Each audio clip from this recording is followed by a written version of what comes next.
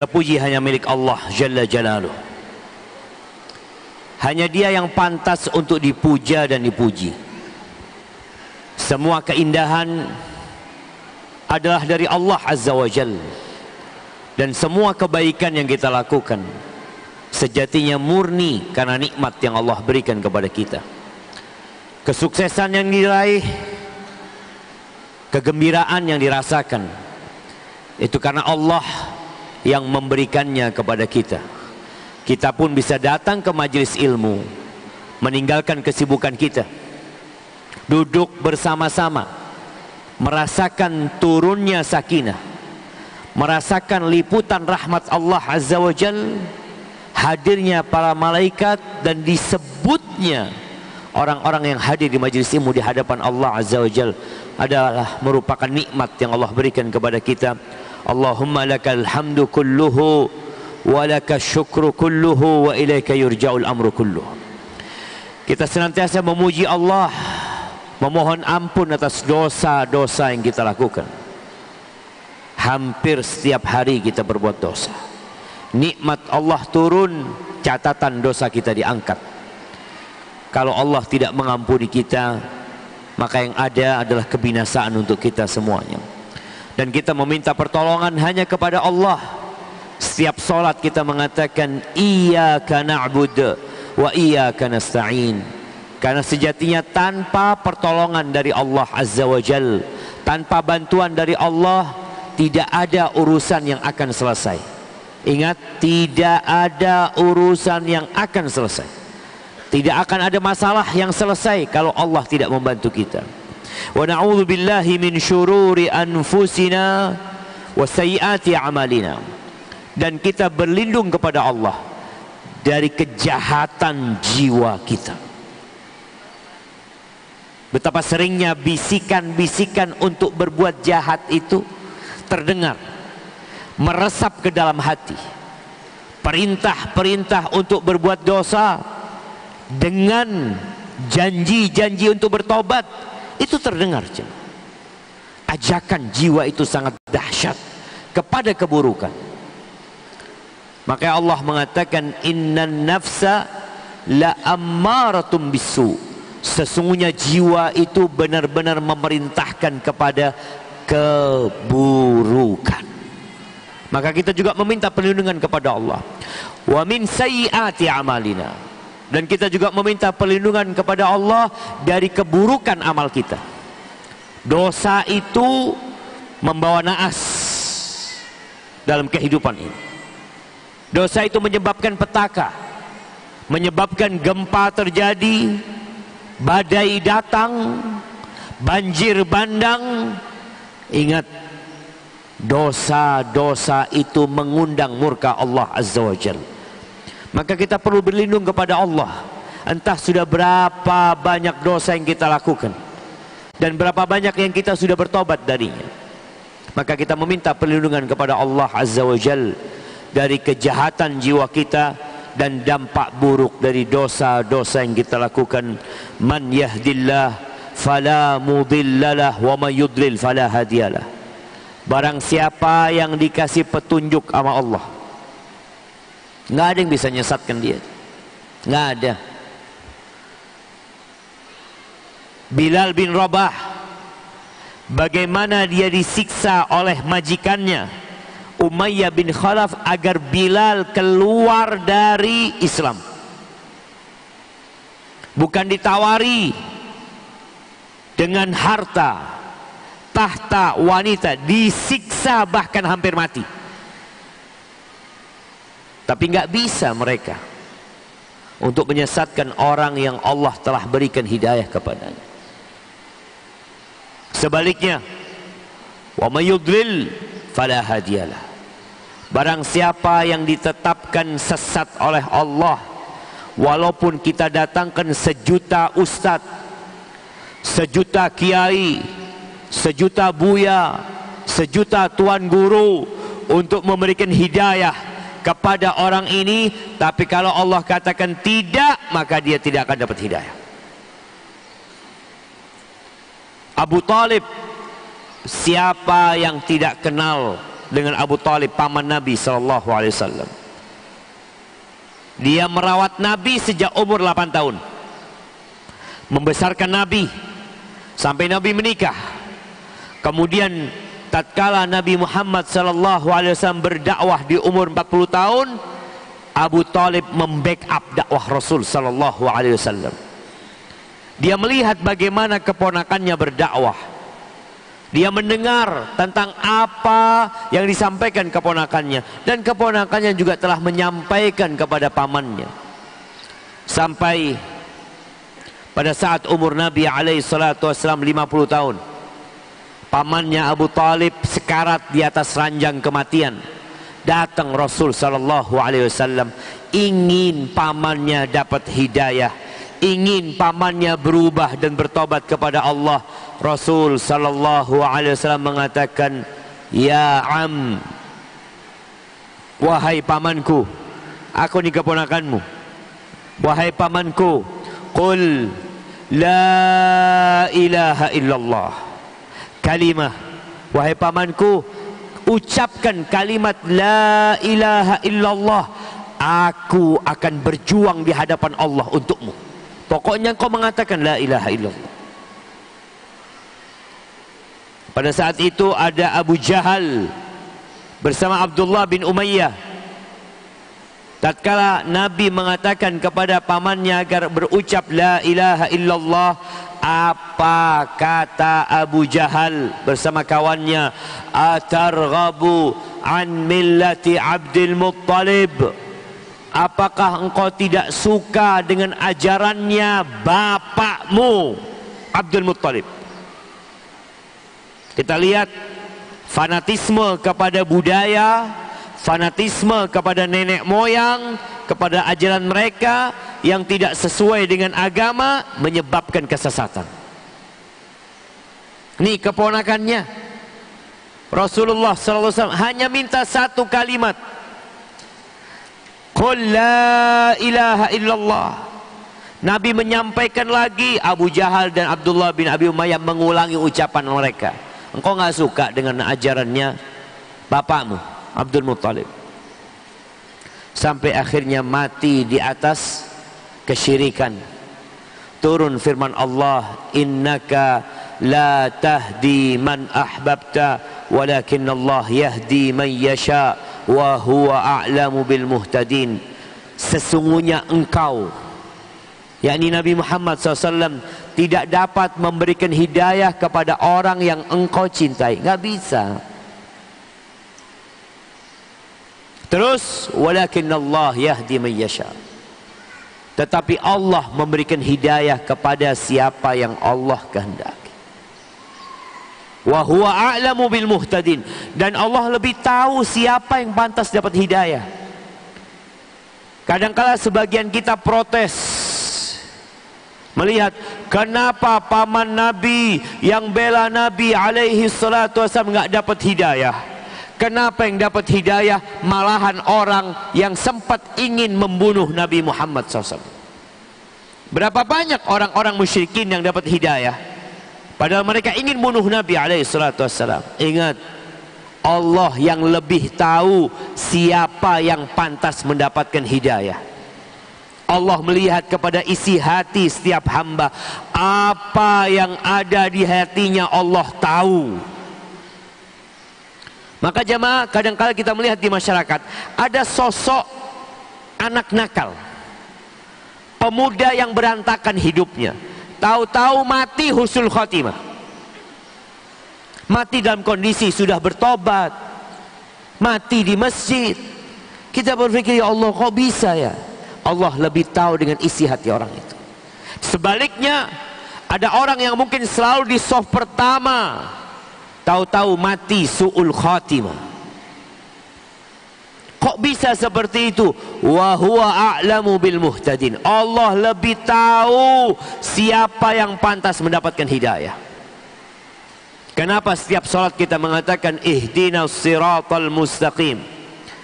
Udah tadi salat subuh 2 kali, masuk masjid, tahiyatul masjid, baca lagi ihdinas siratal mustaqim. ihdinas siratal mustaqim. Salat duha, ihdinas siratal mustaqim. Nanti salat zuhur, qabliyah sebelum zuhur, ihdinas siratal mustaqim. Salat zuhur 4 rakaat, ihdinas siratal mustaqim. Nanti salat asar kita mengulangi ihdinas siratal mustaqim. Salat maghrib, ihdinas siratal mustaqim. Salat isya, ihdinas siratal mustaqim. Sebelum tidur salat witir, ihdinas siratal mustaqim. Karena hati kita di tangan Allah, jemaah.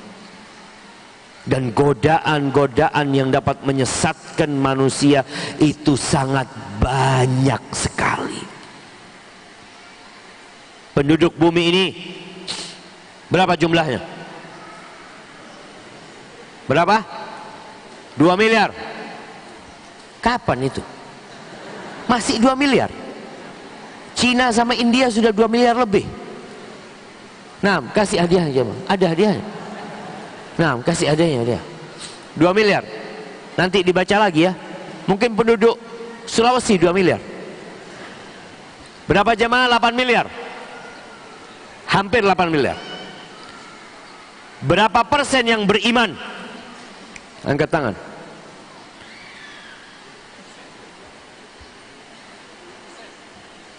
% 20%.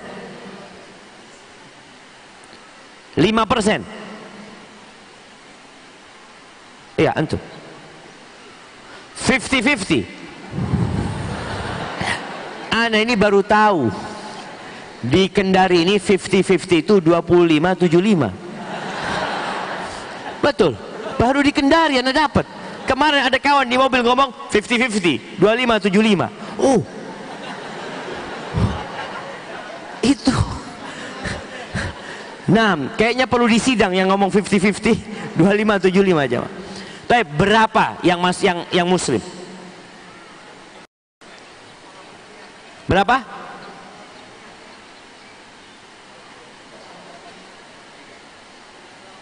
Satu koma 8.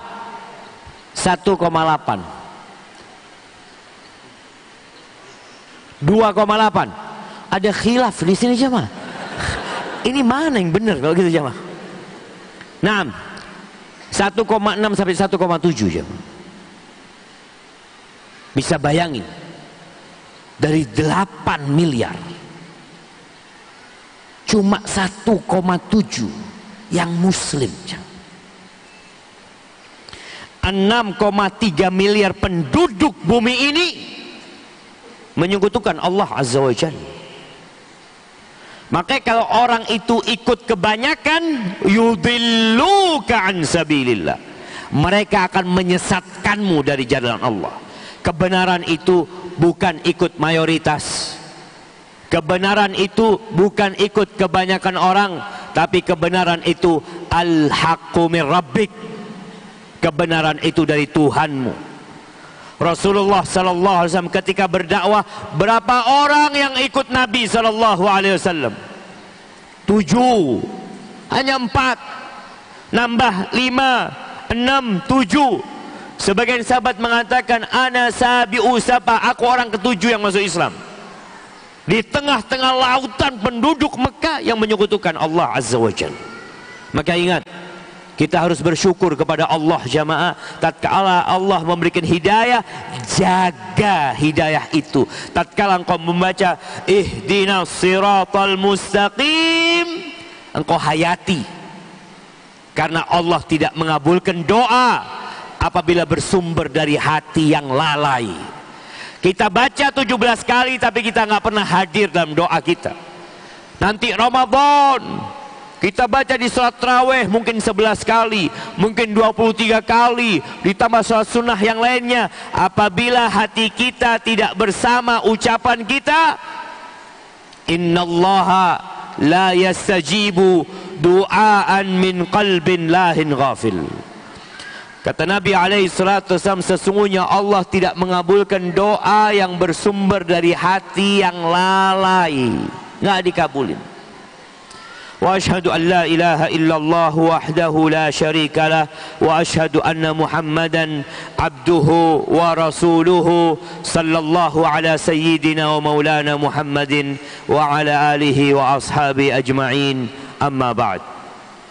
Jamaah, siapa yang mau menikah pekan ini? Angkat tangan. Mana? Belakang, maju ke depan. Nah, mana hadiahnya? Anda mau kasih hadiah? Maju ke depan.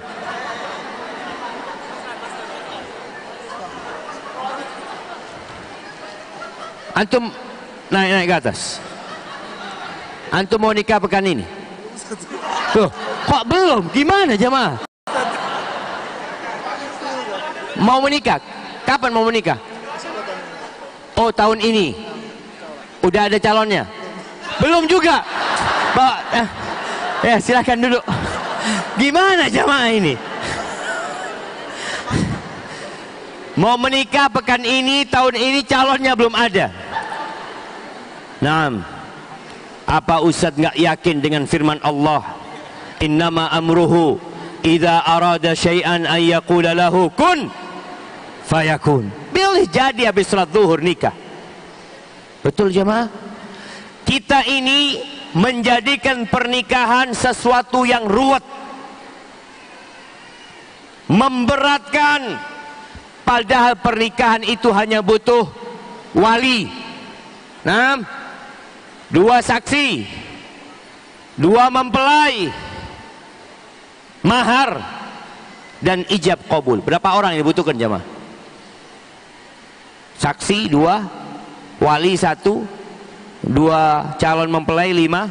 Cukup? Sah nikahnya? 5 orang sah.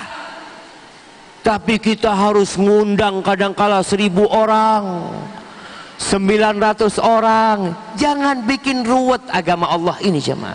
Loh Ustaz, kan walimah disunnahkan. Iya, sunnah walimah, tapi tidak mempengaruhi keabsahan akad nikah. Enggak. Silahkan walimah. Antum tinggal bikin apa? Jalan kote. Apa? Songgi.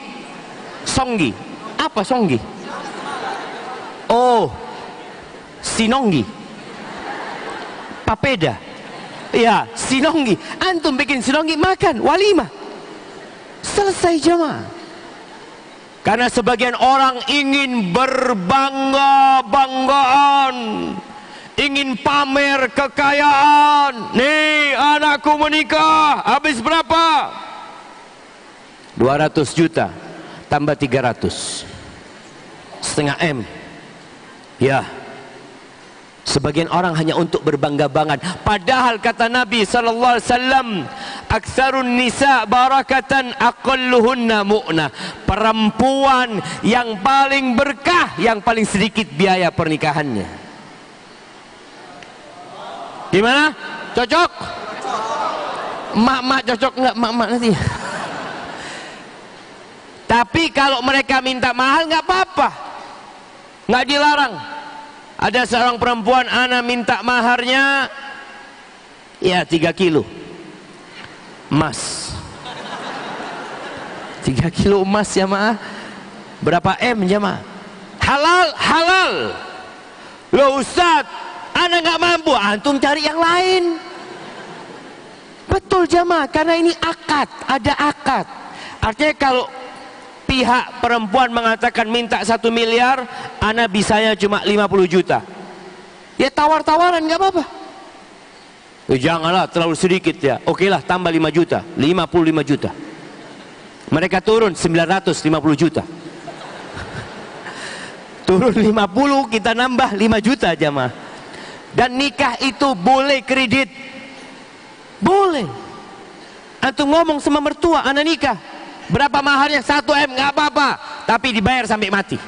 Kalau anak mati, tolong diikhlaskan. Ini nikah jamaah, boleh kita minta diikhlaskan, boleh, nggak apa-apa jamaah. Ahibati fillah, di negeri kita terus terang Kita menghadapi yang namanya darurat seks bebas. Banyak anak-anak SMP berzina. Ya, anak-anak SMA jangan ditanya. Anak-anak kuliah, na'udzubillah. Bahkan mencari anak yang masih gadis itu menjadi sesuatu yang sangat berat sekali. Tahun 93, anak ingat, anak baca di koran, kalau nggak salah di Radar Jember waktu itu, tentang di sebuah kota di daerah kampus ya, daerah kampus, daerah anak-anak kuliah di situ, 93% sudah tidak gadis lagi. Mereka hidup di kos-kosan. Orang tua kemana nggak tahu. Anak itu hanya telepon, bapak, ibu, duit habis, kirimin duit. Yang ditanya sama orang tua, gimana nilainya, gimana skripsinya, nggak ada pertanyaan bagaimana sholatmu, bagaimana ibadahmu, bagaimana puasamu. Ini satu hal yang menjadi PR kita bersama. Banyak pernikahan yang gagal. Oke, mereka pacaran, berbuat dosa, nikah gagal. Ana dapat kabar tadi malam dari kawan bahwa di daerah Kendari sini mungkin, atau daerah sekitar Kendari, banyak yang nikah muda. Betul? Betul nggak? Nikah umur 15, 16, kemudian bercerai. Ketika bercerai jadi janda, kemana dia akan pergi? Apabila dia tidak punya iman yang kuat, ditakutkan jadi pelacur. Na'udzubillah min dzalik. Maka kita punya masalah besar yang semua harus ikut memikirkan, dan Islam datang menyelesaikan hal itu. Apa kata Nabi SAW? Ya ma'syarasy syabab, wahai kaula muda, yang muda-muda nih, man istata'a minkumul ba'a falyatazawwaj. Barang siapa di antara kalian memiliki kemampuan menikah, punya kemampuan, tidak bicara umur, karena ada orang berumur tapi nggak mampu. Ada orang-orang kepingin nikah tapi nggak mampu juga dia secara finansial. Yang punya kemampuan, hendaklah dia menikah. Kenapa? Ternyata fitnah terbesar bagi kaum laki-laki adalah wanita. Walaupun kita tahu ada banyak yang merusak fitrah ini, muncul LGBT. Ada laki-laki, ada perempuan nggak noleh dia. Kalau yang lewat laki-laki, masya Allah, masya Allah. Ini ada orang-orang sakit di masa sekarang. Maka kata Nabi SAW, falyatazawwaj. Kenapa? Fa innahu aghaddu lil basar wa ahsan lil farj. Karena menikah itu akan lebih membantu kalian menundukkan pandangan. Antum mau istrinya dilihat orang? Nggak mau. Maka antum tundukkan pandangan antum. Lihat perempuan, astagfirullah, astagfirullah, anaknya siapa ini ya? Astagfirullah. Antum, ada orang-orang yang dibisikin setan. Dia awalnya nundukkan pandangan, tapi setan, coba engkau lihat anak siapa itu. Akhirnya dia lihat, na'udzubillah, tundukkan pandangan. Wa ahsanu lil farj. Menikah itu akan menyelamatkan kemaluan. Nabi SAW mengatakan, man yadmanu lima baina lihyaihi wa ma baina fakhidaihi adman lahul jannah. Barang siapa yang menjaminkan buat aku yang di antara dua rahangnya, yakni lisan, dan di antara kedua pahanya, nah ini kemaluan, aku jamin surga bagi dia. Maka disuruh nikah, karena semua orang punya hasrat ke sana. Dia harus menyalurkan hal itu. Maka kata Nabi, itu lebih menundukkan pandangan alaihi salatu wassalam dan menjaga kemaluan. Faman lam yastati, yang nggak bisa nikah karena uang panai, uang apa? Panai. Panai itu apa artinya? Mau naik. Mahar panai itu jemaah. Apa beda dari mahar? Beda lagi. Maharnya seperangkat alat sholat, Penaiknya 100 juta. Kalau nggak ada penaik, sah nggak nikahnya jemaah? Ya coba nanti dipikirkan jemaah. Ini benar-benar solusi. Yang nggak mampu jangan maksa. Puasa. Yang nggak mampu puasa. Ustaz, ana sudah puasa, tapi syahwat masih membara. Apa yang harus dilakukan? Ya tadi, engkau ada di mana syahwat membara? Ana kerjanya sebagai security Ustaz. Melihat perempuan lewat terus tundukkan pandangan. Harus periksa dia Ustaz. Cari tempat kerja lain. Benar jemaah. Selamatkan imanmu. Nabi SAW menyebutkan ya tentang pernikahan. Ya Allah, begitu indahnya tatkala seorang menikah lillahi ta'ala. Fitnah kadang-kala nggak bisa kita tahan. Ada di luar sana fitnah. Ada perempuan yang berjalan yang tak sengaja kita melihat, kemudian hasrat kita naik. Apa kata Nabi SAW? Falyarji ila ahlih. Kalau ada yang melihat perempuan yang kemudian membuat syahwatnya membara, kemana dia pergi? Pulang ke rumahnya, pulang ke istrinya. Kenapa kok pulang ke istrinya? Fa innal ladzi biha mithl ladzi biha. Yang ada di perempuan itu sama dengan yang ada di istrinya, sama. Kalau antum belum menikah, mau pulang kemana? Mau pulang kemana jemaah? Kalau antum punya istri tapi sedang bekerja, datang ke rumah, assalamualaikum, yang bukain pintu pembantu, mana ibu? Nggak ada ibu, saya yang ada di rumah. Fitnah lagi antum pulang ke rumah. Jangan pulang ke rumah antum, pulang ke tempat kerjanya istri. Ya, perempuan itu kalau diajak sama suaminya, hendaklah taat sama suaminya. Wa in kana ala qatab. Kata Nabi SAW, walaupun perempuan itu ada di atas onta. Nih ibu-ibu, kalau mungkin mau berangkat kajian, mau berangkat kemana, lalu suaminya dari jendela manggil, sini. Apa yang harus dilakukan? Turun. Mau naik pesawat, sudah boarding, ditelepon sama suaminya, aku ada perlu sama engkau. Batal. Turun. Ini benar-benar Islam menjaga kehormatan perempuan dan kehormatan laki-laki. Tapi jamaah, banyak pernikahan yang gagal, banyak keributan di dalam rumah tangga. Padahal kata Allah, wa min ayatihi an khalaqalakum min anfusikum azwajan litaskunu ilaiha wa ja'ala bainakum mawaddatan wa rahmah inna fi dzalika laayatin liqaumin yatafakkarun. Di antara tanda-tanda kebesaran Allah, ada banyak tanda-tanda kebesaran dan keesaan Allah. Di antaranya yang ada sama kita, yang kita senantiasa melihat bahkan merasakannya. Allah jadikan pasangan hidup kalian, Allah ciptakan pasangan hidup kalian dari diri kalian sendiri. Pasangan hidup manusia dari manusia. Bagaimana kalau pasangan hidup manusia dari kuda? Laki-laki berjalan bersama kuda. Siapa? Istriku. Tidak. Allah jadikan pasangan hidup kita dari manusia. Bukan dari bangsa jin, tapi dari manusia.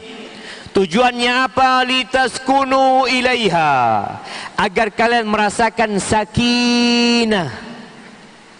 Bahasa Arabnya tempat tinggal itu sakan, maskan.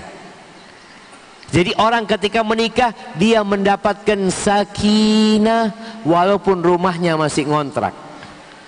Makanya antum pernah dengar istilah dulu, nggak apa-apa bang, aku asalkan selalu bersamamu walaupun di kolong jembatan. Karena dia sudah dapat sakinah dengan adanya pasangan hidupnya. Oleh karena itu menikah nggak harus cinta, yang penting ada kecocokan. bainakum mawaddatan warahmah. Allah yang menjadikan cinta dan kasih sayang di antara kalian. Berapa banyak orang yang menikah berdasarkan cinta tapi bercerai. Berapa banyak orang yang menikah karena kecocokan sampai mati dia bersama pasangan hidupnya. Kadang-kala ada seorang mengatakan, Ustadz, ana nggak cinta sama dia, Ustadz. Gimana aman menikah? Oh, aman. Yang penting engkau cocok sama dia secara agama, secara akhlak dan karakter. Bismillah, nanti Allah tumbuhkan itu cinta. Karena yang punya hati manusia adalah Allah Rabbul Alamin. Ada sebuah kejadian yang ana masih ingat jamaah. Pernah suatu hari ana isi kajian, kalau nggak salah di Purworejo, di Jawa Tengah sana. Pemilik rumah mengatakan, Ustadz, ada kejadian Ustadz. Beberapa waktu yang lalu, beberapa hari yang lalu, ana punya keponakan itu pacaran 6 tahun. Sejak dia SMA sampai kuliah. Sampai lulus kuliah baru menikah. Soalnya kan banyak orang tua ngatakan kepada anaknya kalau mau nikah nunggu lulus kuliah. Tapi anak itu udah pacaran. Orang tua melihat anak perempuannya dibawa sama laki-laki, tutup mata. Padahal kalau ada laki-laki dengan perempuan berduaan yang bukan mahramnya, siapa yang ketiganya? Syaitan. Nih bapak ibunya ngelihat anaknya keluar sama setan. Apa kata bapaknya? Jangan malam-malam. Itu banyak terjadi. Ini 6 tahun pacaran, menikah kemudian jamaah. Ustadz, umur pernikahannya hanya 6 hari. Cerai. Kok bisa seperti itu? Ketika dua sejoli ini belum menikah, maka setan akan ada di kedua belah pihak. Bagaimana dua orang ini semakin menempel, semakin rekat berzina. Itu tujuan setan. Tatkala dua orang yang sudah berzina, lama dia melakukan perbuatan yang dibenci Allah, lalu mereka menikah, jadi halal kan? Udah suami istri. Setan datang lagi, bukan di belakang mereka, tapi di tengah mereka. Bagaimana memisahkan antara dua orang ini? Maka disebutkan dalam sebuah hadis, Nabi SAW mengatakan, Inna iblis yada'u arsyahu alal ma'. Iblis itu meletakkan arsy-nya, meletakkan singgasananya di atas air. Thumma yab'athu saraya, kemudian dia mengirimkan pasukan-pasukan dia. Fa'adnahum minhum manzilatan a'zamuhum fitnah. Yang paling dekat kedudukannya dengan iblis adalah yang paling besar godaannya kepada umat manusia. Lalu kata Nabi SAW, yaji'u ahaduhum, datang satu pasukan iblis mengatakan, aku godain fulan sampai dia berbuat dosa ini dan itu. Kata iblis, ma sona'ta syai'an, engkau nggak bikin apa-apa. Datang lagi satu mengatakan, aku seperti ini, aku buat fulan berbuat dosa ini. Kata iblis, engkau nggak buat apa-apa. Sampai datang seorang pasukan mengatakan, ma taraktuhu hatta farraqtu bainahu wa baina imra'atihi. Aku tidak meninggalkan fulan sampai dia menceraikan istrinya. Apa kata iblis? Fayudnihi, kata Nabi, fayudnihi wa yaqul ni'ma anta. Engkau top. Sini, duduk sini. Kok bisa jemaah? Perceraian ini menjadi salah satu yang paling disukai oleh iblis. Kenapa? Siapa yang mau jawab? Nah,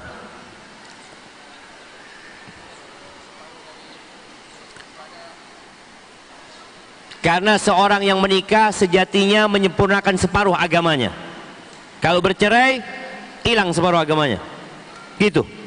Kasih hadiahnya. Masya Allah. Fadal. Baik, siapa yang mau jawab lainnya? Karena menikah ibadah yang terlama. Kasih hadiah. Karena menikah ibadah yang terlama. Kok bisa jemaah? Anda baru tahu juga. Baik, nggak apa-apa. Kita dengerin. Nah, ya tadi angkat tangan dia. Angkat suaranya.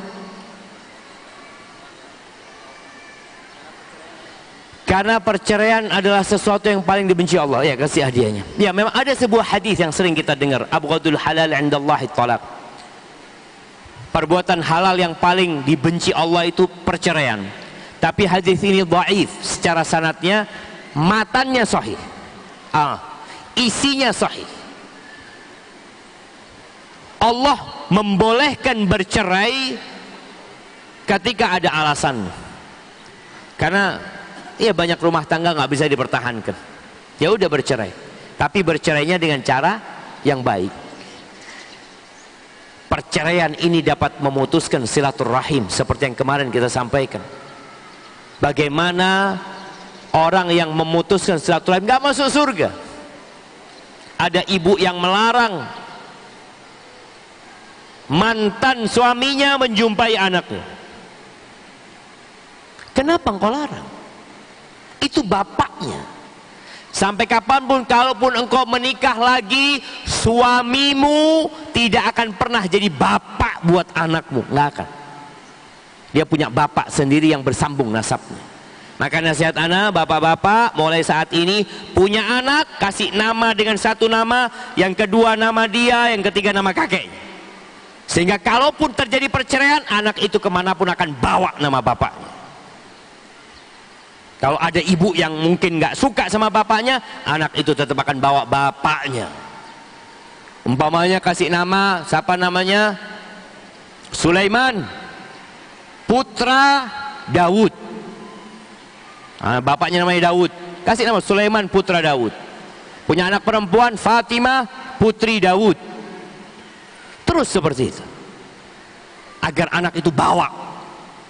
Dan ini sesuai dengan yang kita lihat dan diajarkan oleh Nabi SAW ketika memberikan nama. Jadi intinya perceraian ini dibenci karena bisa berdampak buruk. Tapi kalau perceraian itu sesuai dengan syariat, insya Allah aman. Berapa banyak suami istri jamaah yang mereka ribut terus. Sang istri menyalahkan suami, sang suami menyalahkan istri. Bercerai, mereka menikah lagi dan mereka hidup bahagia. Siapa sebenarnya yang salah? Nggak ada yang salah sebenarnya. Tapi mereka memang tidak cocok untuk bersama. Boleh jadi sang suami berpendapat istrinya adalah orang yang cerewet. Sang istri mengatakan suamiku adalah orang yang temperamental. Ketika mereka menikah, subhanallah, sang suami dapat istri yang sabar, sang istri dapat suami yang sabar. Akhirnya mereka bisa melanjutkan pernikahan. Maka hibatifillah, problematika yang terjadi dalam rumah tangga itu banyak sekali sebabnya. Di antaranya adalah kurangnya ilmu. Menikah tanpa ilmu. Yang kedua, menikah karena dosa. Menikah karena dosa. Jadi dia bukan bertobat, dia hanya sekedar ya untuk supaya halal kata dia, padahal dia harus bertobat sejatinya. Kemudian yang ketiga, egois. Sang suami nggak tahu dengan haknya istri, sang istri nggak tahu dengan haknya suami. Akhirnya mereka maksa pasangan hidupnya untuk memberikan haknya. Padahal walahunna mithlul ladzi alaihinna bil ma'ruf. Allah mengatakan perempuan-perempuan itu memiliki hak yang setara dengan kewajiban mereka dengan cara yang patut. Walir rijali alaihinna darajah, dan laki-laki punya derajat lebih daripada wanita. Barakallahu fiik. Mungkin kita masuk ke sesi tanya jawab. Bismillah.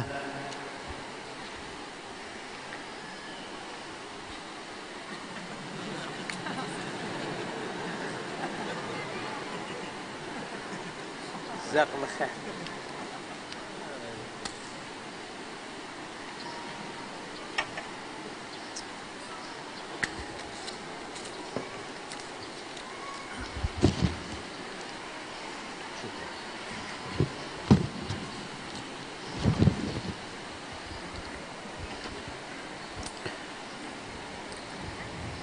Izinkan mewakilkan pertanyaan dari seorang akhwat. Ana memiliki masalah dalam rumah tangga. Suami ana tidak melaksanakan sholat 5 waktu. meski sudah dinasehatin berkali-kali. Ia juga sudah tidak memberikan nafkah batin. Ia juga sudah berselingkuh. Dengan kondisi ini, apakah bercerai jalan terbaik? Mohon nasihatnya Ustaz. Ahibati fillah, apabila terjadi permasalahan dalam rumah tangga, sebelum kita menyalahkan pihak lain, tolong introspeksi diri. Boleh jadi ana yang salah. Kok bisa ana dapat suami yang tidak sholat? Apakah laki-laki ini memang dijodohkan, engkau dipaksa nikah sama dia? Lain cerita. Atau laki-laki ini adalah pilihanmu, engkau yang milih dia. Sekarang engkau sudah bertobat, suamimu belum tobat. Maka nasihat ana yang pertama bagi sang penanya, hendaklah bertobat kepada Allah Azza wa Jalla, memperbanyak istighfar, memohon ampun kepadanya.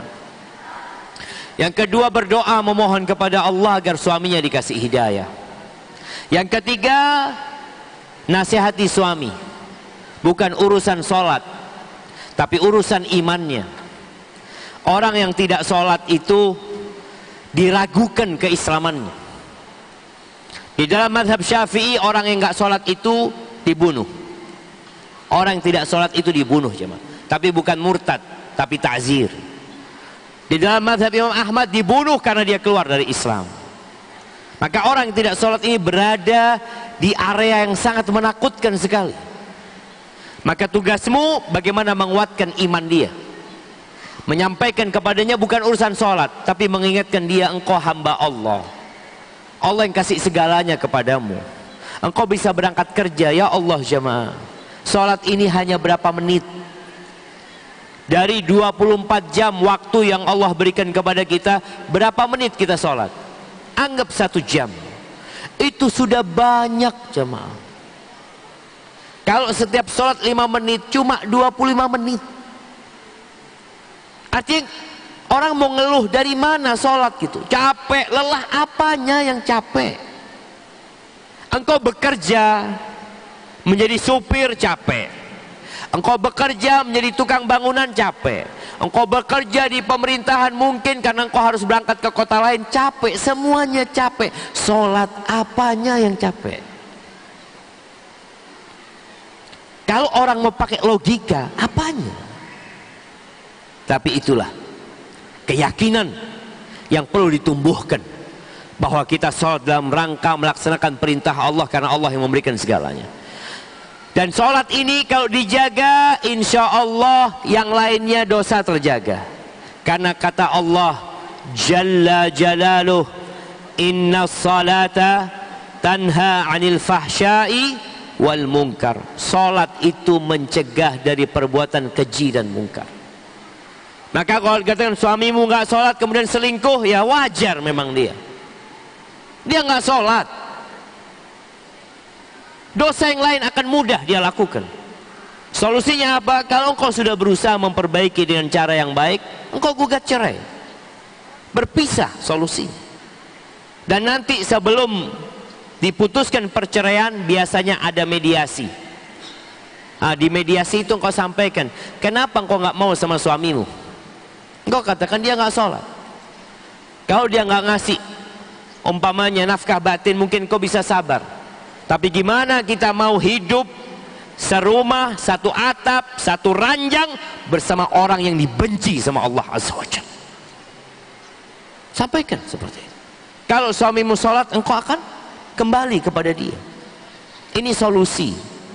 Jangan merasa remeh. Loh Ustaz, bagaimana dengan anak-anak? Saya ini hanya ibu rumah tangga. Sebelum engkau menikah, siapa yang kasih rezeki kepadamu? Allah. Ketika engkau di perut ibundamu dan engkau belum bisa bekerja, belum bisa berbicara, belum bisa berdoa, siapa yang kasih rezeki? Allah. Yakinlah ketika engkau berumur 120 hari di perut ibundamu, rizkimu sudah dicatat. Yang milikmu tidak akan kemana. yang rizkimu tidak akan tertukar. Yang dibutuhkan beriman. Kalau engkau melihat suamimu seperti itu, kuatkan imanmu. Wa man yattaqillaha yaj'al lahu makhrajan wa yarzuqhu min haitsu la yahtasib. Barang siapa yang bertakwa kepada Allah, niscaya Allah akan berikan solusi. Bukan mertua yang kasih solusi, bukan pengadilan agama yang kasih jalan keluar, Allah Rabbul Alamin. Urusan rizki, wa yarzuqhu min haitsu la yahtasib. Allah akan kasih rizki dari arah yang tidak disangka-sangka. Ini kalau engkau melihat suamimu sudah nggak bisa diperbaikin. Dan semoga Allah memberikan ganti yang lebih baik.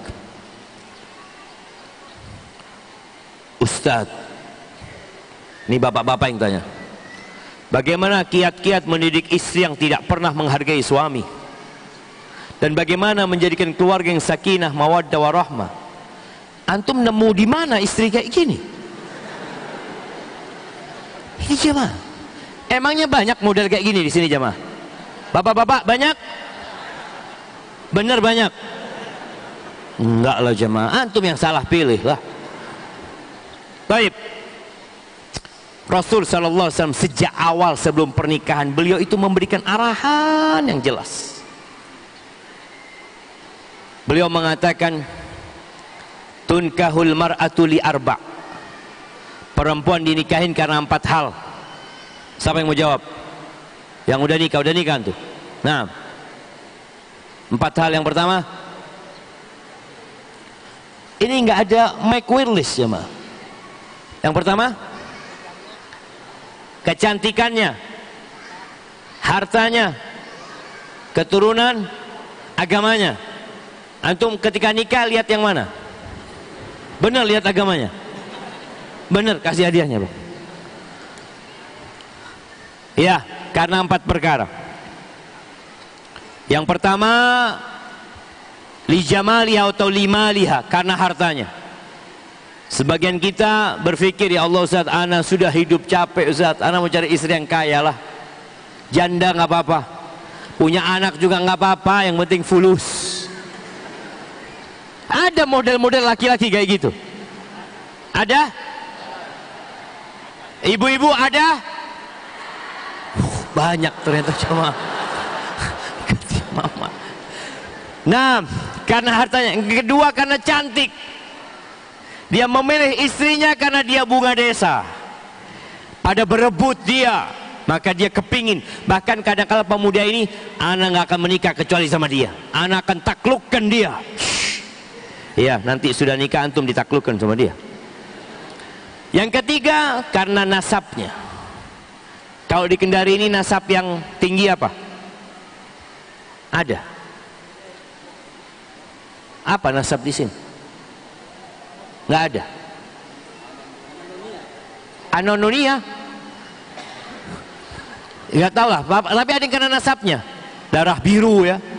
Kalau dia donor darah langsung biru darahnya yang keluar.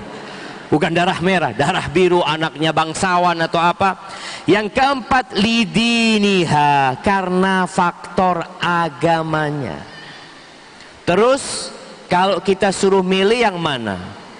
Kalau bisa 4 semuanya Ustaz ada. Iya, tafadhol kalau ada yang mau sama antum. Kita ini kadang-kadang nggak cermin jemaah. Kita putih gelap kepingin dapat putih yang cerah. Sampai ada satu orang ingin menikah jemaah, ana Ustaz ingin menikah sama perempuan, kalau dia minum kopi Ustaz kelihatan dari lehernya Ustaz. Allahu Akbar jemaah. Akhirnya dia dapat perempuan yang kalau minum susu kelihatan dari lehernya. Jadi kebalikannya. Ya, ada orang yang fantastis ya, dia berpikir kepingin kayak gini. Ya, silahkan, itu kemauanmu. Tapi Nabi menyebutkan kalau ingin berbahagia, kalau ingin dihargai, ingin dihormati, ingin sakinah, mawaddah, rahmah, Zatuddin, pilih yang agamanya baik,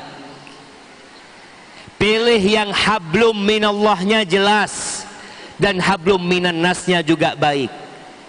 Perempuan itu taat sama Allah, patuh sama orang tuanya, menghormati kakaknya, menyayangi adiknya, menjaga hubungan baik dengan paman dan bibinya. Insya Allah itu akan menghargai antum. Bagaimana anak yang tidak menghargai orang tuanya akan menghargai antum? Bagaimana adik yang tidak menghargai kakaknya akan menghargai antum? Dia nggak sayang sama adiknya, terus dia mau sayang sama antum. Terus apa solusinya? Kalau dapat istri seperti ini, ya antum tobat dulu, istighfar, mohon ampun sama Allah, lalu perbaiki istri. Dan kalau mau memperbaiki istri harus tegas. Allah Azza wa Jalla menyebutkan ar-rijalu qawwamuna 'alan nisa. Laki-laki itu pemimpin bagi kaum wanita. Karena apa? Karena dua hal. Karena apa jamaah? Siapa yang mau jawab? Laki-laki itu diangkat jadi pemimpin karena dua hal. Nah, antum sudah jawab tadi, yang lainnya mana? Karena agama dan akhlaknya? Bukan. Karena akalnya? Karena akalnya doang. Karena fisik dan tenaganya, kerja cari duit lah. Nah, karena memberikan nafkah, ya kasih hadiah. Nah, karena dua hal. Tadi yang ngomong akalnya siapa? Ya, yang akalnya dikasih juga dua hadiahnya kok itu. Allah mengatakan ar-rijalu qawwamuna 'alan nisa bima faddalallahu ba'dahum 'ala ba'din. Karena Allah memberikan kelebihan buat laki-laki. Ada, antum punya karakter memimpin, Allah berikan itu. Akalnya laki-laki itu lebih dari wanita. Silahkan dicek, silahkan diperiksa, dan dunia mengakui hal itu. Allah mengatakan walaysa dzakaru kal untha. Laki-laki tidak sama dengan wanita. Perempuan lebih mengutamakan perasaannya. Kekurangan wanita, kesempurnaan buat laki-laki. Jadi dua makhluk ini saling melengkapi. Laki-laki kekurangannya, perasaannya kurang. Antum pernah lihat guru TK laki-laki? Pernah lihat Bapak? Itu insya Allah nggak ada yang daftar jemaah. Anak-anak akan digebokin sama gurunya ini karena dia akan kuat. Itu kekurangan laki-laki di sana. Kekurangan wanita, dia lebih mengutamakan perasaannya, dan itu sebenarnya kelebihan yang dibutuhkan oleh laki-laki karena dia akan merawat anaknya dengan baik. Perempuan itu cerewet, alhamdulillah antum dapat istri yang cerewet. Kalau istri antum diem aja, nggak bisa ngomong anak antum. Iya, kalau ada perempuan diem ya, anaknya digendong diem, ngasih makan diem, ganti baju diem. Kapan anak bisa ngomong? Tapi lihat perempuan, masya Allah. Kalau ngasih makan anaknya sambil cerita, sambil ngomong. Kemudian anaknya kalau diganti bajunya, ngobrol ini jamaah sama anaknya. Ya Allah, cantik banget ya ini itu. Suami yang lihat, ngomong sama siapa ini? Itu perempuan. Allah berikan itu karena dia menjadi pendidik buat anak-anak kita. Laki-laki akalnya lebih. Perempuan sakit hati sedikit, bang, aku udah gak kuat sama engkau bang, pulang engkau ke rumah orang tuamu. Kalau perempuan punya hak cerai jemaah, mungkin yang di sini nggak ada punya istri semua, sudah dipulangin sama istrinya semua. Karena perempuan sakit hati sedikit seperti itu, laki-laki enggak.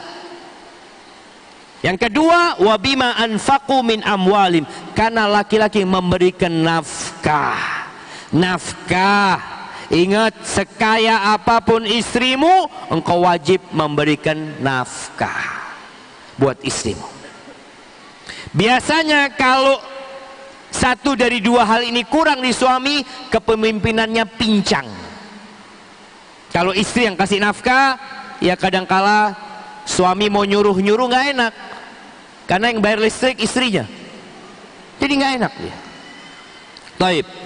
Tapi kalau sudah istri nggak nurut, makanya kalau antum dapat istri yang solehah jamaah, yang agamanya baik, walaupun dia lebih kaya dari antum, dia akan taat dan patuh sama antum.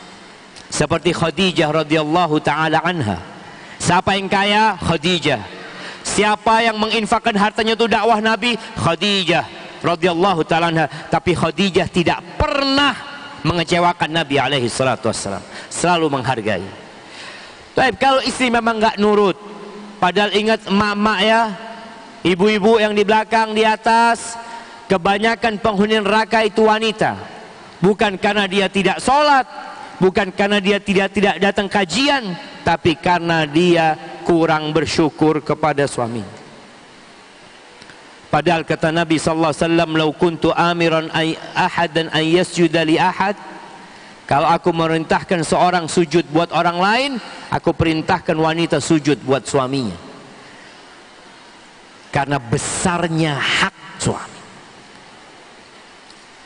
Terus Ustaz, ya kalau istrimu nggak nurut, nggak patuh, kata Allah, wallati takhafuna nushuzahunna fa'idhuhunna. Perempuan-perempuan yang kau takut dia nggak nurut, dia nggak taat, maka kasih nasihat. Mau'idhah hasanah, nasihat yang dibalut dengan cinta. Panggil istrinya, jangan marah-marah didengar oleh anak-anak. Jangan marah-marah di luar rumah, panggil istrinya, masukkan ke kamar, kunci pintu kamar, antum bukakan hadiah buat dia. Tafadhali, kasih cincin dia, kasih apa. Setelah dia bahagia, dia gembira, baru antum kasih nasihat. Aku ingin minta sesuatu kepadamu. Aku tuh ingin banget bersamamu sampai surga. Aku ingin kita mendidik anak-anak kita menjadi pejuang-pejuang. Antum kasih nasihat. Jangan kasih nasihat, sini sini. Sini duduk. Anak ini udah gak kuat sama engkau. Ya akhirnya emangnya anak kuat sama engkau. Kita sama-sama sabar. Kayak gitu, jangan. Antum kasih nasihat dengan cinta. Setelah itu udah bubar. Besok mungkin masih belum benar, panggil lagi. Ternyata antum lihat istri ini kok kayaknya memang nggak bisa diatur. Apa yang harus antum lakukan? Wahjuruhunna fil mabaji, pisah ranjang. Pisah ranjang. Antum tidur di kamar, kalau ada 2 ranjang antum pindah ranjangnya. Kalau enggak, di ranjang yang sama antum berbalik sama dia, nggak usah ngomong sama dia. Dan usahakan pisah ranjang itu nggak ketahuan sama anak-anak. Ya kalau rumahnya besar mungkin nggak ketahuan. Ustaz, kecil Ustaz, anak tidur di ruang tamu. Ya kalau memang terpaksa nggak ada masalah, tapi yang jelas pisah ranjang. Disinilah kekuatan wanita dan kebijaksanaan seorang laki-laki. Dia serius, dia mau ngomong sama istrinya, untuk urusan ini aku ingin engkau benar-benar taat. Engkau nggak taat, aku nggak akan sentuh engkau. Sehingga sang istri tahu suaminya ini benar-benar serius. Tapi kalau habis dikasih nasihat, ya kasih nasihat lagi, malamnya dikumpulin sama sang suami, apa kata istri? Suamiku butuh sama aku. Ini yang terjadi. Bertahun-tahun ada seorang laki-laki hidup dengan wanita yang tidak menghargai karena dia tidak menjalankan nasihat ini. Pisah ranjang. Nggak kuat anak Ustaz. Nikah lagi.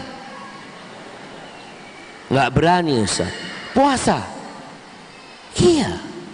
Jadi solusi itu ada jam. Wadribuhun, nggak nurut boleh dipukul. Tapi pukul yang tidak mememarkan dan melukai.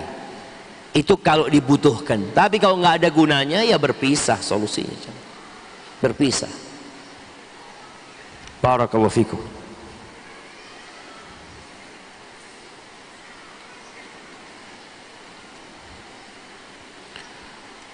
Masya Allah.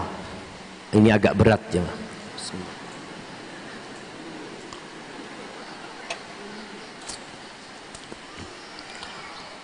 Assalamualaikum Ustaz. Waalaikumsalam warahmatullahi wabarakatuh. Apakah nikah lagi perlu izin dari istri atau tidak? Karena kebanyakan istri tidak ingin dipoligami. Jamaah, kalau bicara poligami, poligami ini enak diomongkan. Kalau bapak mau cerita poligami, oh masya Allah, sampai jam 1 malam bisa cerita dia jemaah. Kalau ketemu istri, diam. Seperti anak soleh yang insya Allah. Ana beberapa waktu yang lalu bersama istri Ana ke Cirebon. Kita yang laki-laki di depan, ngobrol, yang emak-emak di belakang. Rame laki-laki ini jamaah. Istri Ana di dalam. Selesai malam pulang kita nggak salah. Istri Ana ngomong, "Bang, tadi ngobrol apa rame-rame di depan sana?" Itu emak-emak pada tanya. Ana ngomong sama emak-emak itu, "Syuf, kalau laki-laki rame-rame kayak gini, insya Allah yang dibicarakan poligami." Nah, seneng dia jamaah dengan poligami di jamaah. Soalnya kesenangan laki-laki dengan wanita berbeda. Adakah wanita yang berpikir dia berjalan digandeng 2 laki-laki? Enggak. Bapak-bapak mimpi takut jemaah. Ada yang mimpi saja takut, ya Allah Ustaz, jangan sampai Ustaz ribut nanti di rumah. Tapi ingin, mereka ingin seperti itu. Kesenangan wanita berbeda. Maka antum bagi kaum laki-laki berikan kesenangan wanita. Apa yang mereka sukain? Apa yang disukain perempuan jamaah? Perhiasan. Emak-emak ini kalau ngobrol tentang apa? Tas, skincare. Apalagi ibu-ibu? Tas, skincare, masakan. Bas itu, seputar itu. Karena memang itu kesenangan perempuan. Antum berikan kesenangan wanita, berikan hak mereka. Terus hak antum gimana? Apakah antum harus izin sama mereka menikah lagi? Bapak-bapak harus izin apa enggak? Coba yang keras, izin apa enggak? Udah tahu gitu antum. Tidak harus izin sama istri. Istri sulit memberikan izin jamaah. Istri nggak ingin, dia ingin suaminya ini sampai tua buat dia. Padahal suaminya itu punya berapa kuota? 4. Kadangkala ada perempuan yang mau ngomong ini laki-laki syahwat nafsu aja Ustaz, bicara poligami. Sebenarnya perempuan yang dapat suami hanya sendirian, dia yang nguasain laki-laki ini. Ada 3 wanita yang kesian di sana. Betul apa salah? Semangat, lihat ibu-ibu, semangat bapak-bapak ini. Nanti pulang sampai rumah diam lagi dia. Baik, kalau bicara izin, memang ahibati fillah, secara hukum agama nggak perlu izin. Karena antum ya berat akan mendapatkan izin itu. Allah tidak mewajibkan izin. Allah mengatakan fa in khiftum alla ta'dilu fawahidah. Kalau engkau takut tidak mampu berlaku adil, cukup 1. Jangan maksa 2, apalagi 3, berantakan. Ada orang yang punya istri 2, masya Allah, tambah ahli ibadah jemaah. Selalu azan subuh di masjid, karena nggak tidur di rumah lagi jemaah. Dia sudah nggak kuat ke rumah istri pertama ribut, istri kedua ribut, aduh ahsan ke masjid sudah. Masya Allah, alhamdulillah ada hikmahnya dia nikah lagi. Dulu waktu istrinya 1 jarang ke masjid, sejak dia nikah 2 lebih rajin ke masjid. Antum mau jadi kayak gitu jamaah? Cuma tadi laki-laki yang ingin menikah lebih dari 1 hendaklah mempersiapkan istrinya, dididik istrinya, diingatkan istrinya dengan hakikat kehidupan ini, dan berikan hak-hak istrinya secara sempurna. Karena banyak perempuan yang mengeluh mengatakan, Ustaz, suami ana mau poligami, dia kasih nafkah aja kurang-kurang Ustaz. Ada yang seperti itu. Maka tolong berikan hak-hak istrimu. Kemudian engkau harus punya jiwa kepemimpinan. Ada laki-laki yang gak mampu memanage konflik yang terjadi. Ketika istrinya beribut, dia diam doang. Ini ada kejadian jemaah. Ada seorang laki-laki, dia punya istri dua. Istri pertamanya nggak tahu. Dia lagi naik mobil sama istri keduanya. Istri pertamanya gede, istri keduanya kecil. Pas di satu jalan, istri keduanya turun mau beli cilok jemaah. Tahu cilok antum? Iya, turun beli cilok. Tahu-tahu mobil dia ditabrak dari belakang jemaah. Bor! Suami mau marah jemaah. Lihat ke belakang istri tuanya jemaah. Nggak jadi turun dari mobil dia. Akhirnya istri pertama sama kedua berantem di pinggir jalan jemaah. Sang suami di mobil diam sampai orang kampung yang melerai. Kalau engkau nggak punya jiwa kepemimpinan, janganlah, jangan. Semua orang kepingin tapi nggak mampu, puasa, perbanyak puasa. Seperti itu. Dan setelah menikah, hendaklah tetap seorang suami itu memperhatikan istri tuanya. Karena kadangkala hatinya sudah lupa dengan istri tuanya, padahal dialah yang mendampingi suaminya ketika masih susah ya, ketika masih berat hidupnya, ketika sudah senang kadangkala diabaikan. Barakallahu fikum.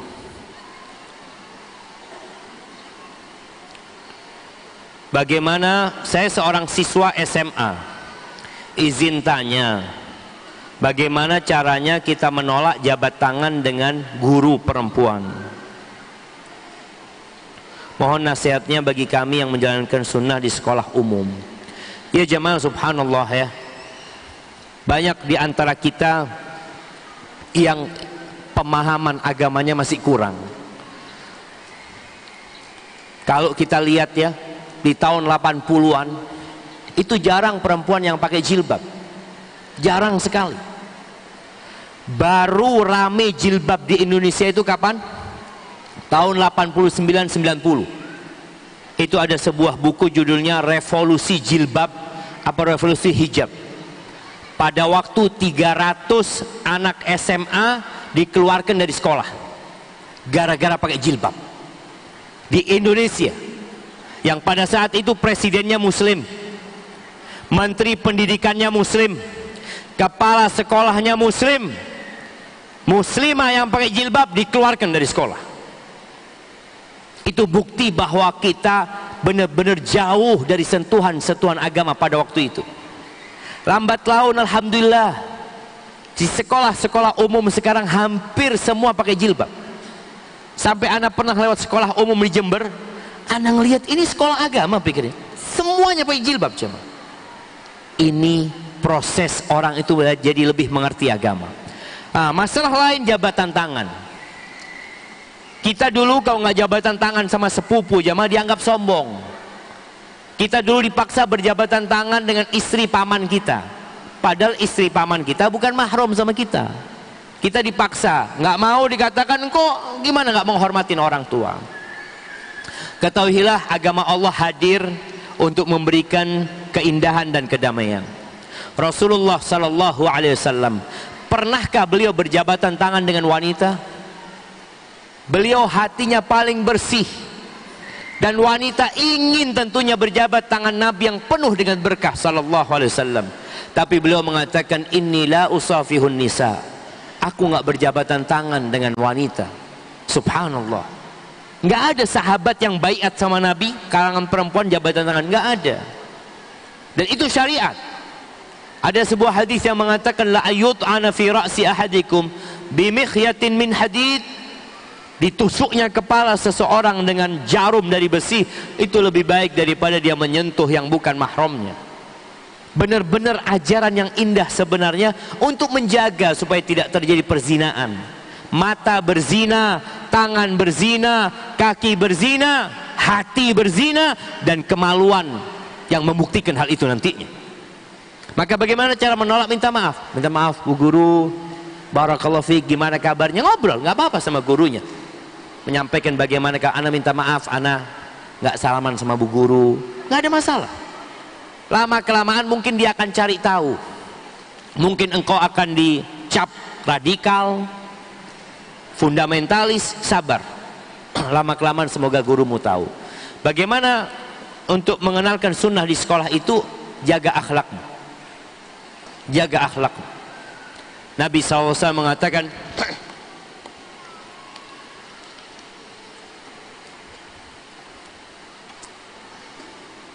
Alhamdulillah.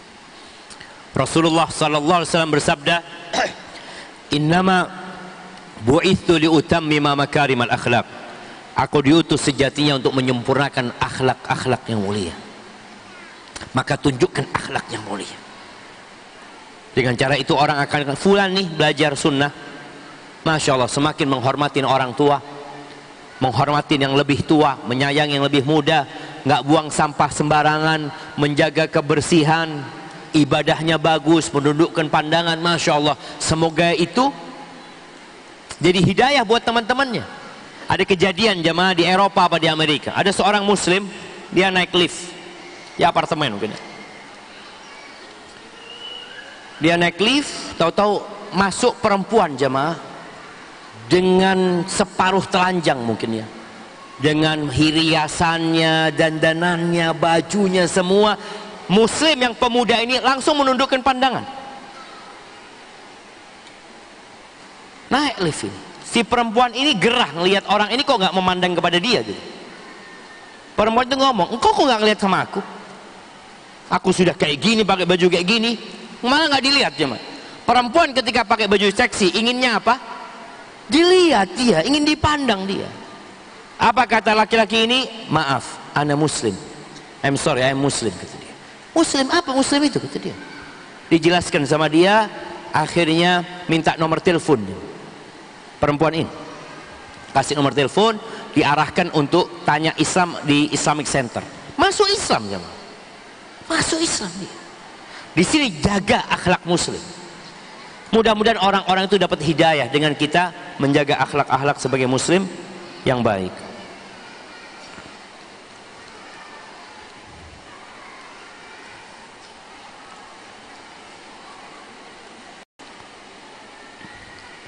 Ustaz, ana ingin bertanya, insya Allah bulan depan istri ana akan melahirkan, dan semoga Allah mudahkan, amin. Nah, pertanyaan ana, apa hukumnya bila ternyata yang membantu istri ana itu dokternya laki-laki, Ustaz? Bukankah menyentuh yang bukan mahram itu haram? Mohon penjelasannya, Ustaz. Iya jamaah, hukumnya yang pertama, tidak boleh melahirkan dengan dokter laki-laki kalau ada dokter perempuan yang bisa menangani. Apalagi urusannya dengan aurat yang akan dilihat. Kalau nggak ada dokter perempuan, lihat mungkin ada bidan perempuan, maka pakai bidan perempuan yang senior, yang faham dan mengerti.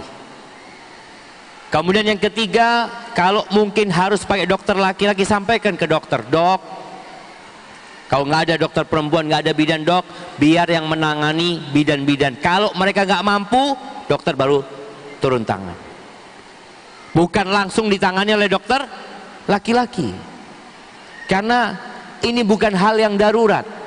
Kalau sudah darurat, baru yang haram jadi halal.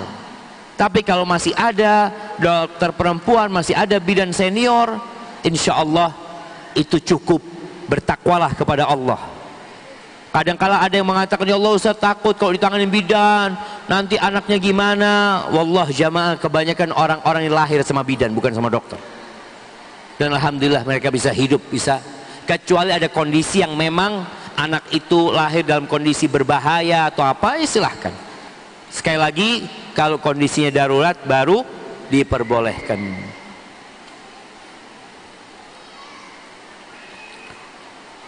Afwan Ustaz, izin bertanya, berikanlah nasihat kepada istri ana dan kami semua tentang pahala yang akan dia dapatkan ketika mentaati suami dan dosa yang akan dia dapatkan ketika membantah dan enggan untuk melaksanakan padahal yang kami perintahkan hanya untuk mendekatkan diri kepada Allah Azza wa Jalla. Masya Allah, ini suami yang sudah angkat tangan. Udah capek ngurusin bininya. Ya. Nasihat ana yang pertama kepada laki-laki, perbaiki hubunganmu sama Allah. Semoga Allah memperbaiki hubunganmu sama istrimu. Taatlah dan patuhlah kalian kepada Allah, semoga istrimu patuh dan taat kepadamu. Karena al-jaza'u min jinsil amal. Balasan itu sesuai dengan perbuatan. Insyaallah kalau antum taat sama Allah, antum jaga aturan Allah, semoga istri antum taat sama antum dan menjaga aturan yang antum buat.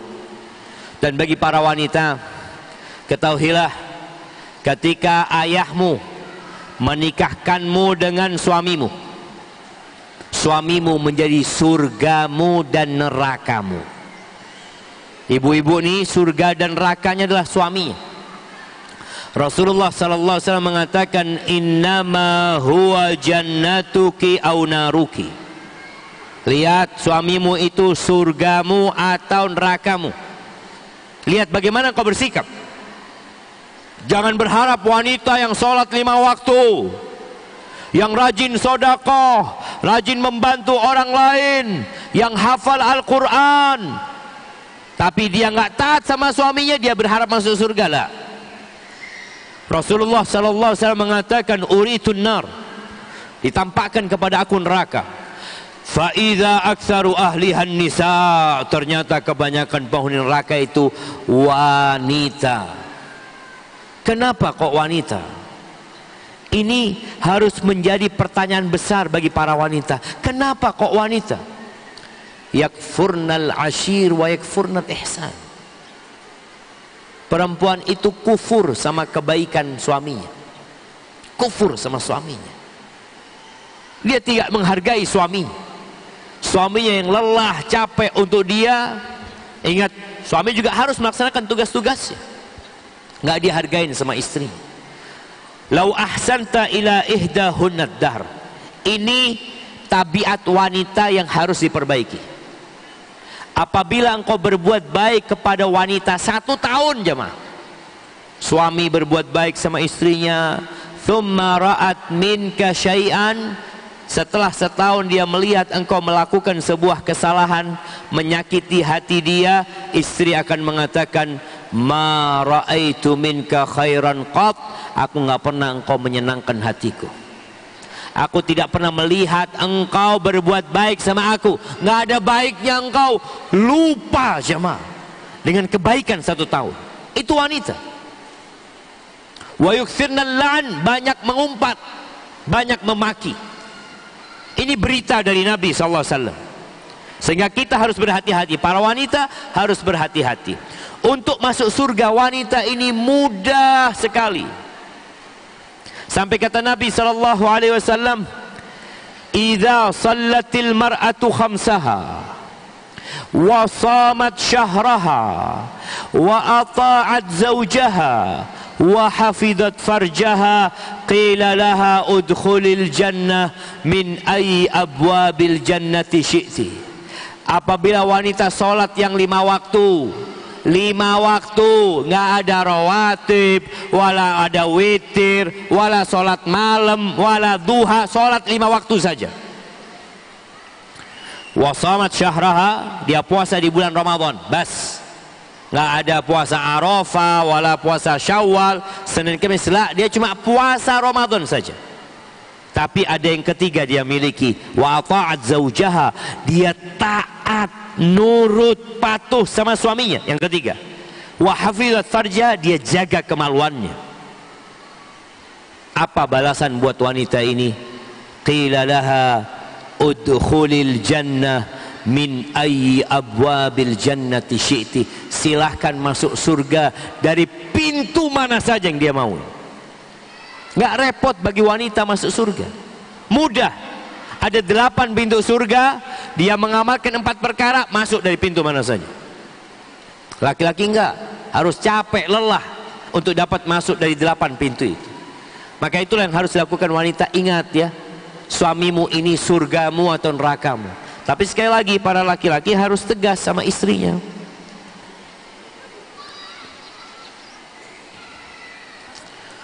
Semoga Allah subhanahu wa ta'ala menjaga Ustadz dan seluruh jamaah di majlis hari ini. Amin. Izin bertanya Ustadz, ana seorang yang sedang menjalani ta'aruf oleh seorang akhwat. Namun dalam proses ta'aruf ana mendapat hambatan dari keluarga ana yang selalu mengundur-ngundur pelaksanaan khidbah hingga akad, sedangkan ana juga sudah tidak memiliki orang tua, sehingga intervensi dari saudara dan keluarga ana mendominasi ta'aruf ana yang notabene-nya masih awam. Mohon solusi dan sarannya Ustaz. Ini jamaah tadi sudah disampaikan, pernikahan ini sesuatu yang sangat sederhana pelaksanaannya, tapi tanggung jawabnya besar.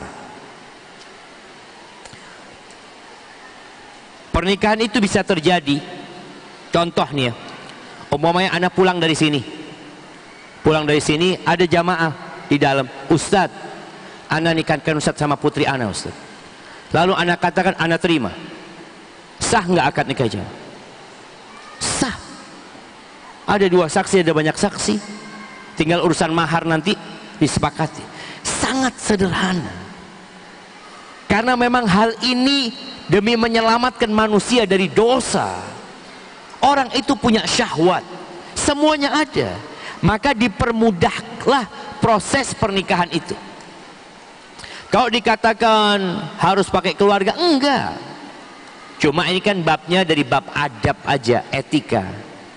Maka ana rasa ketika keluargamu, saudara-saudaramu, mungkin mereka punya kesibukan, mereka punya apa, sampaikan kepada dia, aku aja yang berangkat. Izinkan aku berangkat, bawa ustadz atau bawa siapa kawan-kawan ini percaya, berangkat ke sana. Dengan cara itu mungkin bisa lebih cepat lagi. Alhamdulillah sekarang sudah ada handphone, ada apa, semua bisa dimudahkan. Maka mungkin itu yang perlu engkau lakukan, apalagi bapak ibumu sudah meninggal dunia, sehingga sejatinya engkau yang bertanggung jawab dalam urusan itu. Laki-laki kalau mau menikah nggak butuh wali, nggak butuh. Yang butuh wali adalah perempuan. Dan bagi para orang tua, bagi para saudara, ingat, barang siapa yang memudahkan urusan orang lain, Allah akan memudahkan urusannya. Tapi barang siapa yang mempersulit urusan orang lain, Allah akan mempersulit urusan dia. Tolong nasihatnya agar menantu bisa akur dengan mertua. Dan tolong nasihatnya agar cinta kita kepada anak-anak tidak lebih besar dari cinta kita kepada Allah dan Rasulnya sallallahu alaihi wasallam. Ya jamaah, kalau bicara mertua ya, ini menantu perempuan kayaknya. Buat para suami, tadi sudah disampaikan, engkau harus cari istri yang agamanya baik, yang dia tahu dengan hak-hakmu dan tahu dengan kewajiban-kewajiban dia. Memang istri tidak punya kewajiban berbakti kepada mertua. Istri punya kewajiban berbakti kepada orang tuanya. Tapi istri punya kewajiban berbakti kepada suaminya. Dan suaminya diperintahkan berbakti kepada orang tuanya. Bagaimana sang istri membantu suami berbakti sama orang tua? Jamaah rahimakumullah, tinggal bersama mertua berpotensi konflik. Makanya kalau harus tinggal sama mertua, usahakan dapurnya berbeda. Bikinkan dapur sendiri, karena biasanya keributan dimulai dari dapur. Mertua sudah chef kawakan, masakannya enak mungkin, dia tahu dengan kesukaanmu. Istri nggak tahu, dia baru menikah, mungkin dia potong bawang harus lihat YouTube, baru dia potong bawang. Mertua marah-marah, mungkin dia masak kebanyakan garam, mertua marah-marah, dapur jadi masalah. Maka usahakan kalau harus tinggal sama mertua, dapurnya dipisahkan, sehingga istri punya kebebasan masak sendiri, dia punya privasi di sana. Makanan dia mungkin belum enak karena dia baru belajar. Sama juga dulu, mertua itu makanannya ketika awal menikah juga belum seenak sekarang. Kemudian apabila terjadi keributan, suami harus ada di tengah. Dia datang kepada orang tuanya minta maaf, mungkin istrinya kurang beradab, padahal yang salah mertua kadang-kala. Dan kemudian datang kepada istrinya minta maaf lagi sama istrinya, mohon maaf ibuku sudah tua, bapakku sudah tua, ya kita harus sabar menghadapinya. Berikan hadiah kepada istri, berikan perhatian lebih kepada istri, sehingga suami selalu berada di tengah dan dua orang ini baik-baikan terus. Ada ribut, engkau datang lagi, engkau datang lagi, dan semoga dengan cara itu dia bisa baikan. Tapi kadang-kala ada mertua yang kemudian nggak mau melihat menantunya, ya sabar engkau. Ada jemaah dan perlu bersabar.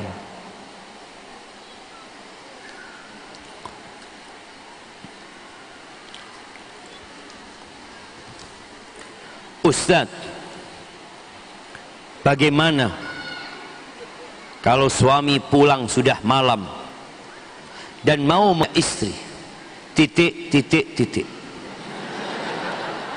Tapi istri menolak dengan alasan mengantuk atau capek. Jazakallah khair. Suami yang pulang malam hari jangan lupa bawa oleh-oleh buat istrinya. Kita ini dalam kehidupan rumah tangga bukan selalu bicara hak dan kewajiban, tapi bicara bagaimana menjaga sakinah, mawaddah dan rahmah. Engkau nggak wajib bawa hadiah, tapi hadiah itu menumbuhkan cinta. Ketika engkau punya keinginan sama istri, berikan sesuatu yang membuat dia senang. Wallah jemaah subhanallah ya, anak kemarin baca hadis yang terus terang baru pertama anak baca hadis itu. Ada seorang sahabat yang bertanya kepada Rasul SAW, ya Rasulullah, ma yudhibu ma'arrat ar-radha'ah, apa yang mengusir kehinaan dari penyusuan? Maksudnya dulu itu kan yang menyusui kalau enggak ibunya ada perempuan tukang susu, perempuan yang menyusui. Perempuan yang menyusui itu dikasih gaji, dikasih ada upahnya. Tapi selain gaji itu ada bonus ternyata. Apa yang mengusir orang supaya nggak tercela ya, ini sudah menyusuin anaknya tapi nggak dikasih hadiah apa-apa, nggak dikasih bonus, apa yang bisa mengusir itu? Nabi SAW mengatakan ama abdun au ama ghurrah, nam ghurrah abdun au ama, atau kama qala Nabi SAW, seorang budak yang bagus dari kalangan laki-laki atau wanita. Subhanallah. Jadi bukan hanya bicara haknya yaitu gaji, enggak. Di sini seorang suami harus pintar-pintar dia ngambil hati istrinya. Istrinya melahirkan dikasih hadiah emas, istrinya selesai menyusuin kasih hadiah berangkat umroh atau apa, kasih hadiah seperti itu sehingga hubungan itu terjaga. Suaminya pulang malam, istrinya sudah tidur, udah capek. Iya jemaah, ini perbedaan laki-laki sama suami. Laki-laki sama suami. Laki-laki apa wanita? Kalau suami habis makan ngapain? Cuci tangan. Kalau istri habis makan ngapain? Cuci piring. Antum bisa lihat perbedaannya. Kalau suami sakit, ambil cuti dari tempat kerjanya. Kalau istri sakit, minum Panadol. Karena kerja nggak bisa diambil cuti. Apakah bisa istri ngomong sama suami, bang aku lagi pusing, aku mau cuti ngurusin anak-anak ini? Nggak ada. Dia harus tetap hadir di tempat itu. Kalau suami berangkat ke mall mau beli sesuatu, tinggal keluarin duit. Kalau istri berangkat sama suami ke mall ingin beli sesuatu, harus minta izin sama suaminya. Suami, engkau harus jadi suami, memang seperti itu. Di sini perhatianmu kepada istri. Istri capek, istri lelah, engkau datang, engkau bawakan sesuatu yang disenangin oleh istri. Istrinya dipijat karena capek, engkau capek deh, iya sudah istirahat. Mana minyak zaitunnya? Sudah antum pijat dia. Setelah itu wallahu a'lam apa yang terjadi. Tapi antum berusaha untuk, tapi kalau istri capek kakinya ayo bertakwalah kepada Allah, dilaknat sama malaikat sampai subuh engkau. Dia ini capek memang, dia nggak bohong, dia capek jamaah, dia lelah. Tapi kelelahan itu bisa hilang dengan cinta dan kasih sayang. Itulah, betul ibu-ibu? Dengerin jemaah.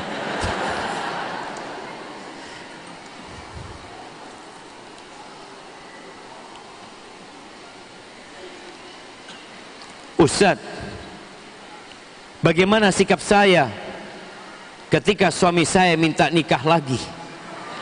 Padahal saya sayang sekali sama dia. Oh, Masya Allah. Kalau engkau sayang sama dia, berikan yang dia sayangi.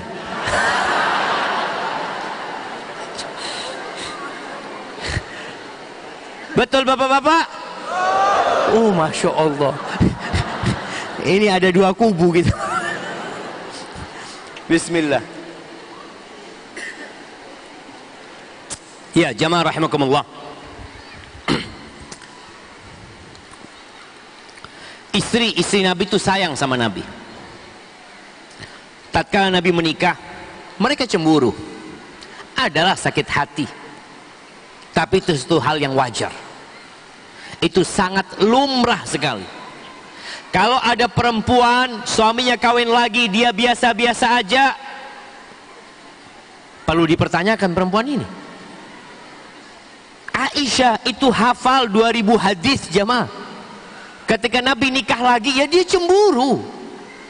Pernah Nabi nikah sama Ummu Salamah, dapat berita, Nabi pulang ngasih tahu dia nikah sama Ummu Salamah, sudah. Makanya ada yang mengatakan minta izin sama istri itu sulit, tapi minta maaf sama istri karena sudah terjadi. Nah, mau diapakan, sudah terjadi. Dan ketika antum gak berani nikah, jangan ngomong pernikahan kepada istri. Kesian istri, dia akhirnya sakit hati. Suaminya ngomong, saya mau poligami, saya mau menikah. Antum tahu ada namanya dajaja sok'a. Ada ayam betina yang rame di kandang jamaah, tok tok tok tok, tapi nggak telur jamaah. Orang nggak bisa tidur gara-gara omongan gara-gara kokokan dia ini. Maka jangan jadi suami yang seperti itu. Tadi buat sang istri, ceritanya Nabi menikah sama Ummu Salamah. Ummu Salamah ini terkenal cantik sekali. Janda 3 anak, 3-4 anaknya Ummu Salamah. Ketika Aisyah mendengar Nabi menikah sama Ummu Salamah, Aisyah langsung pakai jilbabnya, pakai cadarnya, dia berangkat ke rumahnya Ummu Salamah. Dia mau lihat mana yang namanya Ummu Salamah. Dilihat jamaah, kata Aisyah, ternyata Ummu Salamah ini lebih cantik daripada omongan orang jamaah. Pulang ini Aisyah, ketemu sama Hafsah. Ngomong sama Hafsah, ya Hafsah, ternyata Ummu Salamah ini lebih cantik daripada katanya orang. Katanya Hafsah, engkau cuma termakan cemburu. Coba engkau lihat lagi. Berangkat lagi Aisyah, mau lihat Ummu Salamah. Dilihat, oh iya cantik dia, tapi ya nggak seperti omongan yang orang. Maksudnya dia tetap lebih cantik daripada Ummu Salamah. Itu wajar seperti itu. Jadi apabila ibu-ibu suaminya minta izin untuk nikah lagi, bagaimana bapak-bapak? Izinkan? Ya gimana jemaah? Kalau minta izin berat minta izin. Minta maaf harus tentu minta maaf. Kembali kepada pertanyaan, apa yang harus dilakukan istri? Ketahuilah kita diciptakan untuk mengabdi kepada Allah Azza wa Jalla, untuk beribadah kepada Allah. Kita diciptakan bukan untuk bersenang-senang di muka bumi ini. Suamimu akan mati, engkau akan mati, dan akan masing-masing ditanya oleh Rabbi. Nggak akan datang suamimu membelamu, dan sang istri juga tidak akan belain suami. Setiap orang akan mendapatkan persidangan sendiri-sendiri. Ketika seorang istri tahu seperti itu tujuan hidup mengabdi kepada Allah, engkau lihat suamimu pantas tidak menikah lagi. Kalau engkau lihat dia orang yang tidak mampu memanage konflik, dia tidak mampu memberikan nafkah, kasih nasihat dia, bang, kalau memang engkau ingin nikah lagi, engkau perbaiki ibadahmu, engkau belajar lagi bagaimana memanage urusan rumah tangga, engkau berikan nafkah yang cukup. Karena ada memang laki-laki yang nggak cukup jamaah, untuk memberikan nafkah 2 istri nggak cukup, maka kasih nasihat. Kemudian yang ketiga, ketika engkau melihat suamimu sudah mampu secara finansial, mampu secara psikologi, mampu secara agama, maka engkau katakan kepada suamimu, coba engkau istikharah, minta pilihan sama Allah. Karena belum tentu yang engkau suka itu baik buat engkau. Betul. Ingat, fa'asa an takrahu syai'an wa huwa syarrul lakum wa huwa khairul lakum. Boleh jadi yang kalian benci itu baik buat kalian. Wa asa an tuhibbu syai'an wa huwa syarrul lakum.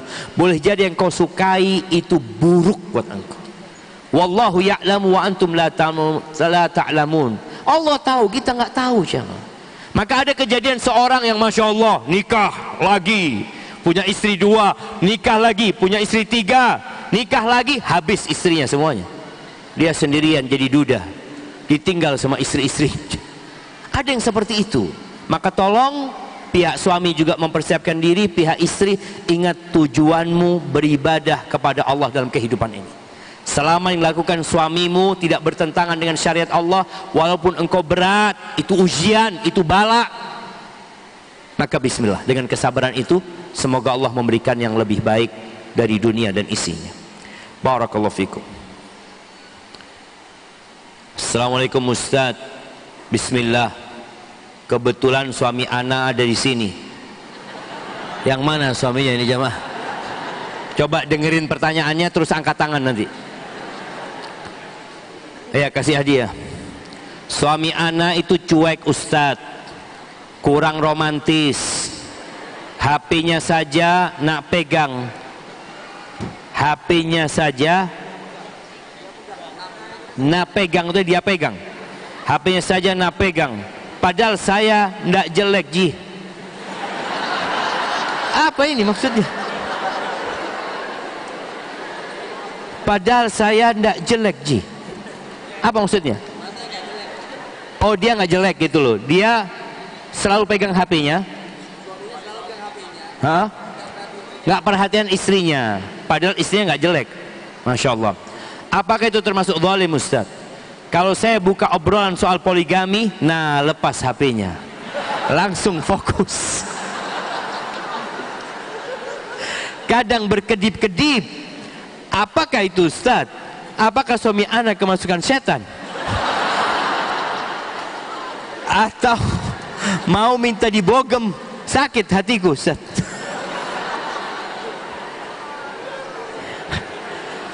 Allahu Akbar. Angkat tangan suaminya.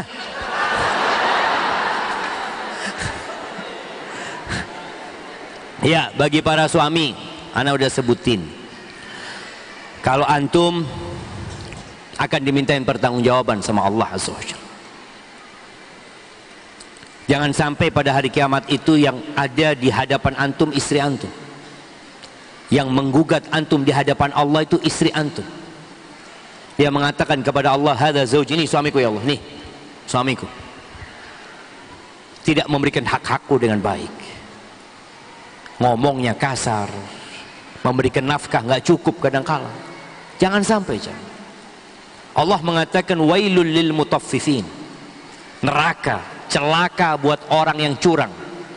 Siapa orang yang curang? Idza talu 'alan nas yastawfun wa idza kaluhum aw wazanuhum yukhsirun. Kalau dia bergaul sama orang, muamalah sama orang, bicara, contohkan menimbang sesuatu, dia minta disempurnakan. Kadang-kadang kita ngeliat ada orang-orang kalau beli buah ya, beli jeruk umpamanya 1 kilo, setelah 1 kilo dia ambil 1 lagi, katakan bonus ya. Ada yang kayak gitu? Ada. Tapi kalau dia jual sama orang, dia berusaha untuk ngurangin. Dalam kehidupan rumah tangga terjadi mutaffifin juga. Suami yang senantiasa meminta haknya kepada istri tapi tidak menjalankan kewajibannya. Maka tolong kita harus fair. Jadi engkau perhatikan istrimu, dia bukan patung. Rasulullah sallallahu alaihi wasallam ngobrol sama istrinya. berbicara sama istrinya, padahal beliau Rasulullah, dapat wahyu dari Allah. Pernah Aisyah cerita tentang kisah 11 wanita. Cerita Aisyah panjang ceritanya. Sebagian laki-laki kalau istrinya cerita, sebelum selesai apa kata suaminya? Oh, aku sudah tahu ceritanya. Jangan, dengarkan sampai selesai. Itu suami. Bicara engkau ingin poligami, ya laki-laki ingin poligami, engkau berdoa minta sama Allah Azza wa Jalla. Engkau berbuat baik kepada istrimu, senangkan istrimu, lalu engkau berdoa memohon kepada Allah. Allah kalau mau kasih tinggal kun fayakun, Allah kasih. Tapi jangan kemudian tadi, mungkin dia karena istrinya tidak memberikan izin poligami, dia tidak pedulikan. Karena sejatinya engkau nikah lagi nggak perlu izin istri. Cuma laksanakan tugasmu sebagai seorang suami. Seorang istri perlu bersabar menghadapi suami yang seperti itu, karena bagaimanapun dia adalah pemimpin di rumah tanggamu. Kalau suami sedang pegang HP, engkau duduk di sebelahnya. Ngapain? Baca Quran. Baca Quran. Mudah-mudahan suamimu dapat hidayah ketika kau baca Quran. Baca zikir. Katakan kepada bang, kepingin apa? Layani suamimu. Jadi insya Allah semua kebaikan yang dilakukan oleh wanita kepada suaminya dicatat sama Allah Azza wa Jal dan akan mendapatkan balasan. Nanti jemaah pada hari kiamat, ketahuilah kita akan lari dari semua orang yang kita cintai. Yauma yafirrul mar'u min akhihi wa ummihi wa abihi wa sahibatihi wa banihi. Pada hari itu kita akan lari dari saudara kita. Saudara yang kita, oh ini saudaraku yang saling mendukung. Nanti hari kiamat kita nggak akan peduli sama dia. Dari bapak dan ibu kita akan lari. Dari istri dan anak kita akan kabur dari mereka. Likulli imri'in minhum yawma idzin sya'nu yughni. Semua orang akan memikirkan aku. Semua punya kesibukan. Maka tolong semuanya memperbaiki diri. Istri juga senantiasa mengevaluasi, ya, berbuat baik, layani suami. Yang jelas ingat, tidak ada satupun kebaikan yang akan hilang. Dan para suami, ketika engkau menginginkan sesuatu, berikan yang disukai oleh wanita, oleh para istri, dan engkau minta sama Allah agar Allah memudahkan jalanmu menuju yang engkau sukai dengan memohon kepada Allah Azza wa Jalla. Barakallahu fiik jamaah. Mungkin itu yang dapat ana sampaikan, kurang lebihnya mohon maaf. Ana terus terang bergembira sekali bisa sampai ke Kendari ini. Semoga ini bukan perjumpaan kita yang terakhir, dan semoga Allah mengumpulkan kita bersama Rasulullah SAW di dalam surganya. Subhanakallahumma wa bihamdika asyhadu an la ilaha illa anta astaghfiruka wa atubu ilaik. Wassalamualaikum warahmatullahi wabarakatuh.